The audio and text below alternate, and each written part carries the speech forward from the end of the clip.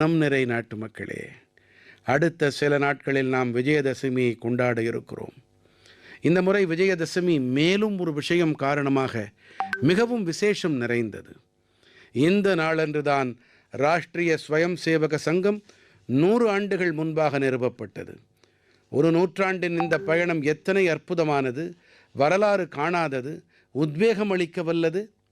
இந்த நாளிலிருந்து 100 ஆண்டுகள் முன்பாக ராஷ்டிரிய ஸ்வயம் சேவக சங்கம் நிறுவப்பட்ட போது தேசம் பல நூற்றாண்டு கால அடிமை தலைகளில் சிக்கியிருந்தது. இந்த பல நூற்றுக்கணக்கான ஆண்டுகள் பழமையான அடிமைத்தனம் காரணமாக நமது சுயமரியாதைக்கும் தன்னம்பிக்கைக்கும் ஆழமான காயம் ஏற்பட்டிருந்தது.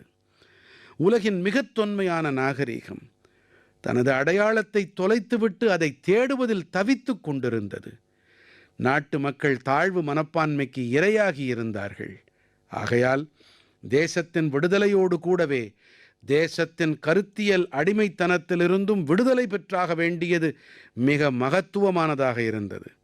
இந்த நிலையில்தான் பெருமதிப்பிற்குரிய டாக்டர் ஹெட்கேவார் அவர்கள் இந்த விஷயம் குறித்து ஆழமாக ஆலோசித்த பிறகு இந்த பகீரத பணியை நிறைவேற்றும் பொருட்டு அவர் 1925ஆம் ஆண்டு விஜயதசமி நன்னாளில் ராஷ்டிரிய ஸ்வயம் சேவக சங்கத்தை நிறுவினார்.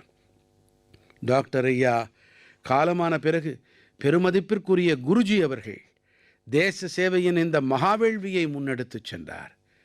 பெருமதிப்பிற்குரிய குருஜி கோல்வால்கர் கூறுவதுண்டு, ராஷ்டிராய ஸ்வாஹா இதம் ராஷ்டிராய இதன் நமமாம்.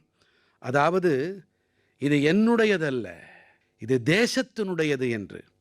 இதிலே சுயநலத்திற்கு அப்பாற்பட்டு தேசத்திற்காக அர்ப்பணிக்கும் உணர்வினை வைத்துக் கொள்ள வேண்டும் என்பதற்கான உள்ளெழுச்சி அடங்கியிருக்கிறது. குருஜி கோல்வால்கர் அவர்களின் இந்த வாக்கியம்தான் லட்சக்கணக்கான ஸ்வயம் சேவகர்களுக்கு தியாகம் மற்றும் சேவையின் பாதையை காட்டியது.